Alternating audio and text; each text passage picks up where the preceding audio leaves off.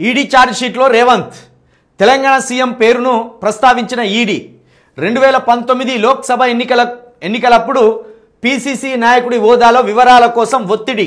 ఆయనతో పాటు అహ్మద్ పటేల్, పవన్ బన్సాల్ పేర్లు.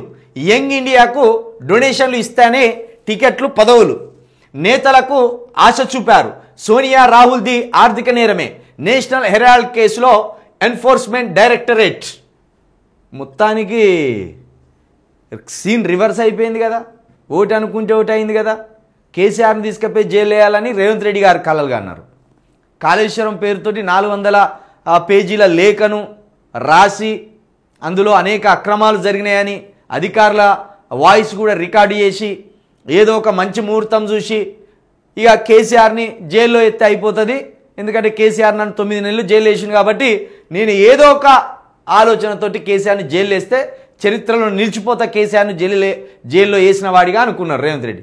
కానీ సేమ్ రివర్స్ అయింది.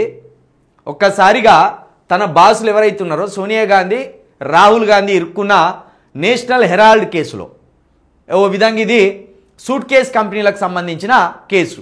అంటే కంపెనీలు లేవు కానీ డబ్బులు ఈ కంపెనీల కోసమని కలెక్ట్ చేసిండు. కాబట్టి దీంట్లో ఎంత 137 కోట్ల ఆర్థిక నేరం జరిగిందనేది ఈ ఎన్ఫోర్స్మెంట్ డైరెక్టరేట్ చెప్తున్న మాట. ఈ కేసులో ప్రస్తుతం రేవంత్ రెడ్డి గారు చిక్కుకున్నారు. మరి ఎట్లా చిక్కుకున్నారంటే యంగ్ ఇండియా అని వీళ్ళు ఏం చేసిందంటే ఎన్నికలప్పుడు యంగ్ ఇండియా అని ఒక సంస్థను పెట్టిండు. ఆ యంగ్ ఇండియా అన్ని దేశంలోని అందరు యూత్ ఈ యంగ్ ఇండియా సంస్థలో చేరేలాగా ప్రోత్సహించి ఏం చేసిండ్రు, దీని ద్వారా కొంత ఆర్థిక లావాదేవీలు జరిపే ప్రయత్నం కూడా చేసినట్టు చూసిండ్రు. అయితే ఇవన్నిటిని కూడా నేషనల్ హెరాల్డ్ అనే ఒక కంపెనీకి తరలించి దాని ద్వారా డబ్బులను కాజేసే ప్రయత్నం చేసిండ్రు అనేది వీళ్ళ ఆలోచన.